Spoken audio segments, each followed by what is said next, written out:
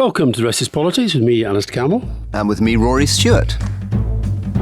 Now, should we briefly talk about AI and the summit? I think it was very striking how many of the great AI stars of the world turned up. They're very impressive. They're very busy people. They live at the other end of the world. Most of them live on the west coast of the United States. My friend James Monica, who I hope we're going to be able to interview, who's Google's great head of AI, came in. Obviously, all these other people we've been interviewing, Mustafa Suleyman was there, Reid Hoffman was there. It was a big event. It was Miriam Clegg's husband was there. Miriam Clegg's husband was there, who hopefully we are going to interview. One day, he's promised. To succeed in getting. So I think it was a significant event, and the government will be happy with it. I think the eccentric thing around the edge of it is what you felt in communications terms about watching Rishi Sunak interview Elon Musk. Mm. Well, I spoke to a couple of people who were there who said they found that part of it utterly toe-curling. One of them actually said he couldn't bear to stay in the room while it was going on. There's a passage in my book which is called But What Can I Do? That one, yeah, where I talk about Musk as an anarcho-capitalist, and it's Francois Hollande, who we also talked to on Leading. He said that he worried that what was happening here was that these anarcho-capitalists were not just having great influence on the world, but actually they were becoming more powerful than politicians. And you did have the sense there, if you looked at the two, not just their physicality, because Musk is huge and Rishi Sunak's quite small, but just in terms of the power dynamic, you felt like Sunak was rather an excited interviewer. And if you were giving advice to a prime minister, would you generally say probably best not to interview someone? Because I still think it was a good thing to do. I do think it was a good thing to do, and because Musk is a very, very interesting character. And you don't think you'd want to flip it around and maybe have them both interviewed by a third person? Possibly. I think that, but I think Sunak felt that was his way of imposing himself on the event. Right. I just think he came over as a little bit too excited to be in the presence of Elon Musk. So you don't think the format's wrong? You think you think I don't think the format's wrong. You wouldn't have advised Tony Blair not to do that or kiss someone. I thought it was fine, but I just think that the dynamic between them was odd, and I also think that we said this last week before it happened, that the risk with somebody like Musk is you just have no idea where he's going. So you've literally had at this summit Rishi Sunak saying this will not destroy all jobs. Yeah. And then you have Elon Musk comes along and basically says, this is going to destroy all jobs. And, unless you really want to work. And it was interesting to watch the kind of reaction from a lot of Tory MPs was very negative to it. Yeah. But I thought in terms of the event as a whole, I thought it didn't harm it. Fiona's reading the Walter Isaacson book on Musk at the moment, and we were driving back from this book festival in Dorset, and so I was listening to it with her. And I hadn't quite realised just how fascinating Musk's whole backstory is, his childhood, his life. I mean, getting into this whole rocket business, age 30, he clearly has got something very, very special about him. But I think that in terms of, you'd said last week, and I hadn't quite realised the extent to which Joe Biden's executive order in terms of policy was probably a bigger thing than anything that came out of the AI summit. But I thought it was a good thing to do, and I think the fact it's going to be every 6 months now shows that political leaders around the world are on it. It's quite impressive. I mean, one of the nice things about the Mark Carney interview, which people should listen to on Leading, is that he points out that we may have made more progress on climate and the environment than people acknowledge. That he says that when Paris was signed, it was aiming at about 3.5 degrees, and now he thinks we may be getting down to 2 degrees. And that's interesting because generally speaking, Yuval Noah Harari, who we've also interviewed, tends to say, and I think it's true, that humans find it difficult to really make big policy decisions until the crisis is already there. In other words, we wouldn't really be able to tackle climate until the waves are literally lapping into our houses, and we wouldn't deal with AI until the robots are walking down the streets. Mm-hmm. But actually Biden, Sunak and others are demonstrating that they have been able to move more nimbly on AI than you would have expected. Well, I spoke last week at this thing called the Big Green Net Zero Festival, which was at the Islington Design Centre. And because it was a kind of set piece, as it were, I did a lot of research, and there's some amazing stuff happening. And also on the figures. So, for example, Norway, which, let's remember, has made itself one of the richest countries in the world by being an oil country, electric vehicle sales have reached 93% of total new car sales on the back of tax rebates, which are making electric vehicles cheaper than petrol and diesel. And the total cost of car ownership is now 20% cheaper than it was. One of Trump's capitals, Texas now has greater use of solar and wind than any other state in the United States.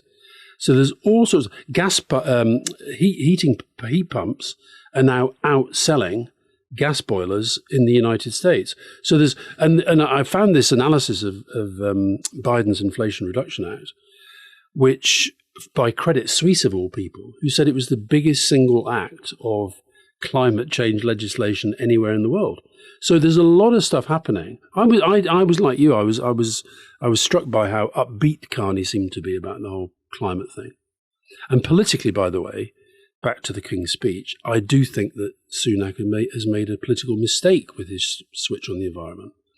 And I think business is just moving on without that signal. Let's hope so. Although there's been some slightly worrying signals that Shell has been reversing and has lost a lot of its green staff who've been resigning because the chief executive seems to be giving up on quite a lot of their stuff. So it remains quite fragile because there will still, unfortunately, be a lot of businesses out there who will see this stuff as extra cost and will be reluctant, which is why governments need to be very firm and need to have these clear dates. Yeah. Which is why I agree with you about what Rishi Sunak did. Yep. One thing that you've been in touch with Humza Yousaf, the first leader in Scotland, whose family was in Gaza. And what did he say again? Well, because we've been trying to get him on the podcast, and there was a plan for us to do it when you were up in Scotland recently, but he got stranded by the weather. So I just sent him a message, sort of saying hoped he was well and solidarity and all that because of the thing that was going on with his wife's family, and he was very, very, very obviously relieved that they were out. But I think it's been interesting to watch his public pronouncements in relation to the issue of the ceasefire, very, very strongly out there. And I think that I saw an interview with one of the United Nations people who I thought made this is going to sound harsh, but it's not meant to be. He said he thought this debate here about the ceasefire was something of a red herring because it's not going to happen. There is not going to be a ceasefire because neither side at the moment are going to allow it to happen. So I think politicians outside, their role has to be what influence can they bring to bear to make the situation on the ground better. But I guess the question is, what direction are you hoping that those politicians are going to be exercising their influence, insofar as they can at all? I mean, some people in the region would say, in fact, many Americans would say that the idea that Netanyahu is going to listen even to the United States is perhaps overrated. I think he'll listen to the United States. Will he listen that much to European leaders? And how much will he listen? Because I think there is a very interesting thing going on there, which is the arguments that we're making to the Israeli government for restraint are generally based on military logic. You're not going to be able to eliminate Hamas. I mean, I was reminded when we were in Afghanistan that I remember having a blazing row with someone in 2005, and I was saying, don't go into southern Afghanistan and start fighting the Taliban. And they said, no, there are only 2,500 Taliban fighters. I don't know how on earth they thought they could count the number. They're now saying there are 40,000 Hamas fighters. How do you count these numbers? Because these are secret organizations. But anyway, that's the claim. The coalition forces then went into southern Afghanistan and killed 20,000 people at least. And then the next thing we heard, there were 30,000 Taliban fighters. So I think the military logic doesn't hold. But of course, that isn't the only reason that it's happening. It is also true that, a bit like our debate about prison and criminal justice, there's an element of revenge and deterrence in the Israeli calculus. Some people in the Israeli government will not say explicitly, but they will be thinking, we want to demonstrate that we will kill many more of them for every one of us that we kill. Mm-hmm. And we will do this again and again, and that this is our best defense. I mean, the health ministry in Gaza says that the death toll is now into five figures, over 10,000, and that 40% are children. And it was interesting to watch the Israeli communications people's response to that was essentially, you can't believe anything they say. But it's impossible to watch it at the moment without feeling that thousands of civilians. This is the other point that Humza Yousaf made when I was in contact with him, is this deliberate conflation of every Palestinian, everybody in the Gaza Strip with Hamas. Anybody who has stayed in the north means that they somehow are supporting Hamas. And I watched an interview with Mark Regev, who both you and I both know. Because he was the ambassador here. He was the ambassador here, and a very smart guy, very close to Netanyahu. By all accounts, was a pretty effective ambassador, and he's now been brought back essentially as to be one of the chief spokesmen in this pretty amazing communications machine that they have. I mean, I noticed a guy when I was up in Scotland recently. There was somebody on for the IDF. He had a Scottish accent.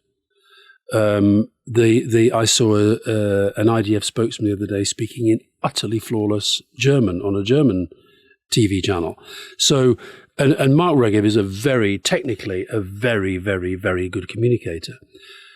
He's also a very intelligent guy. But what I noticed about him yesterday was literally not giving an inch on any question. But I mean, and it's an interesting question. I mean, I was listening to the Today program, interviewing an IDF spokesman. And what was fascinating is just how aggressive the IDF spokesman was being, and how much clearly their communications decision seems to be to go into full-on frontal attack, never give an inch, be as absolutely aggressive towards the interviewer as you can possibly be. And I found it unsettling. I would have thought, particularly at the moment, that there would be space for a communication style, even if it's just a communication style, which at least recognized nuance, talked about the difficulty. I mean, if you think about the way in which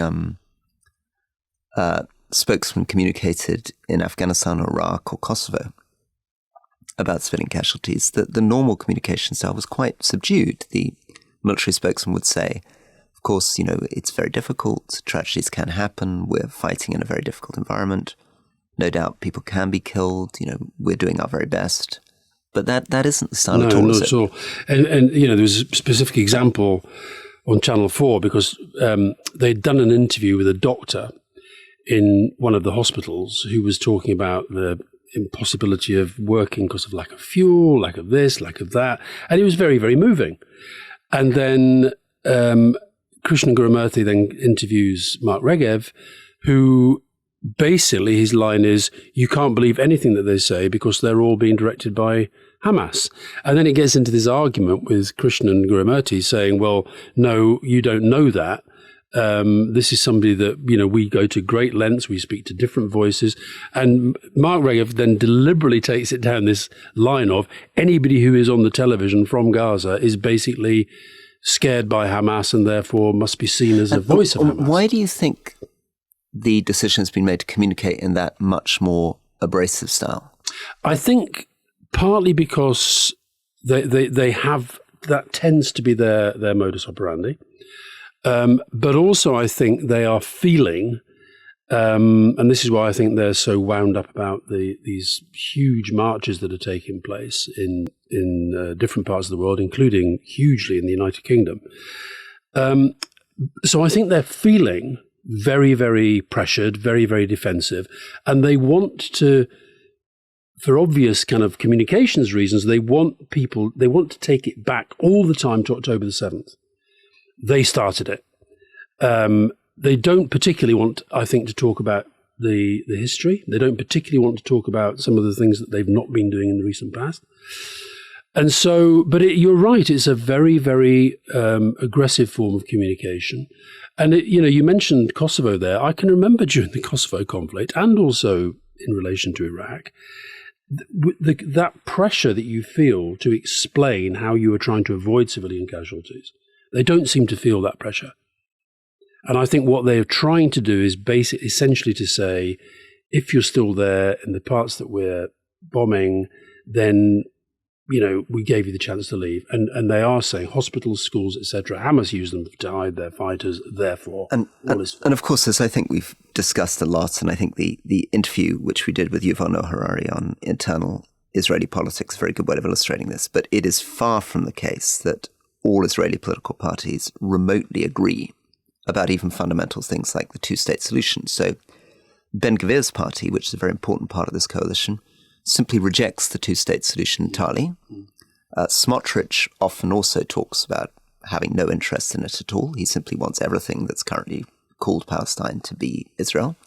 So we often, in the British context, imagine that there is absolute consensus. There are many people in Israel who are strongly in support of the two-state solution, but there are also people who simply don't want to use the word Palestine at all, don't want to recognize it at all, including the Minister of Heritage, the sort of Nadine Dorris position, who's from Ben-Gvir's party, who said that one of the options that they were considering was dropping a nuclear bomb on Gaza. Or sending them to Ireland was the other proposal. I think he did get... Has he been suspended by Netanyahu? Yeah, I think he has, yeah. I think the other thing that was on this Channel 4 news programme I watched last night was an interview of one of that organisation, the Sisters and Brothers of Israel, who said they were not going to serve because of the judicial reforms that we've talked about before. Basically, the guy was saying he doesn't trust Netanyahu, but he does trust the IDF. And I think that's where a lot of public opinion is now in Israel. Not necessarily trusting Netanyahu, but they do trust the IDF. And but listen, you mentioned the point about the military logic. Netanyahu yesterday was saying that the expectation is that Israel will keep security control of Gaza at the end of whatever this phase is going to be and however long it's going to last. But I don't have a clear sense of what the long-term military plan is. And it's not been explained. And these, all I've been saying, and I think you agree with this, is that when you are conducting this kind of bombardment, it is incumbent, I think, upon those doing it to explain the logic at all times. And the logic isn't, you can't simply just go back to October the 7th and say, that is why we're doing all of this. You have to be able to, I think, give a deeper explanation. But they've decided in terms of their communication, it's going to be very black and white. It's going to be very hard, no shades of grey. And I think we're going to have to get used to that. Very interesting also. We've talked a bit about UK domestic politics and the way that this is playing out. So two things. One of this, that support for Biden amongst Arab voters has dropped, and Muslim voters in general has dropped dramatically. But it's also, I think people are focusing very much on, say, Muslims in the UK and Arab voters in the United States. I think the other thing that's happening is that young people in general, perhaps not as well informed of the history. I saw a terrible thing, it was the Observer at the weekend. Only 2% of British school children learn about the Middle East in history. 2%. And one of the reasons is that it's deemed to be too kind of controversial and sensitive and so forth. That's terrible. That's got to be changed. But no, so I think there are some terrifying polls out this week. If you, like me and like you, think that Trump is a sort of real threat to the world. In 5 of the 6 most important swing states, Trump is now ahead of Biden. And Trump is now closing in on Biden amongst the black population. When you think that Trump spent yesterday being hauled up by a judge for behaving inappropriately in court in a massive fraud case, and yet every time these things happen, he seems to get more support, not less. Absolutely unbelievable. And it also tells you a lot about British politics that, as we've pointed out, there's very little difference between Keir Starmer and Rishi Sunak's public positions. But the latest Times poll found that only 27% of Labour voters think that Starmer's handled it well, whereas 72% of Tory voters think that Sunak's handled it well. And given they're saying the same thing, it tells you a lot about the different composition of the parties. Of that divide, yeah. And I think if you look, I haven't seen any demographic analysis of the people who've gone on marches, but I imagine that there won't be that many hardcore Tories who are going on those marches. There will be a lot of Labour supporters. And we've had the resignation of Burnley Council. Yeah. Yeah, the council leader and 10 councillors. Incidentally, do you have much to do with Burnley Council, or is it just football that draws you there? I do know quite a lot of the Burnley councillors, yes, and I know the excellent Labour candidate Oliver Ryan. But there are some seats. There's another one, Leicester. It's very, very tricky, the politics there. I think for these Labour candidates who've been, fighting on the cost of living, fighting on health service, and all this sort of stuff, where they feel very comfortable, now they're suddenly thrust into a very, very difficult political argument. And look, I do think that at the outset, Labour should have perhaps had a bit more nuance and a bit more subtlety in the position, because it was pretty obvious to me where this was heading very, very quickly. And he got in trouble, didn't he? Just to remind, again, international listeners, he got in trouble because he appeared to be asked whether he defended cutting off of water and electricity, and it sounded like he thought that was fine, and it took him nearly 5 days to clarify and say he didn't think that was fine. Yeah, because this is why in these situations, every word... So he was asked whether he backed that, and his answer was Israel has the right to defend itself, which was taken as yes. But I think that for Labour, he can't back off the basic position now. But I think Labour as a more critical friend of the Israelis is a better place to be.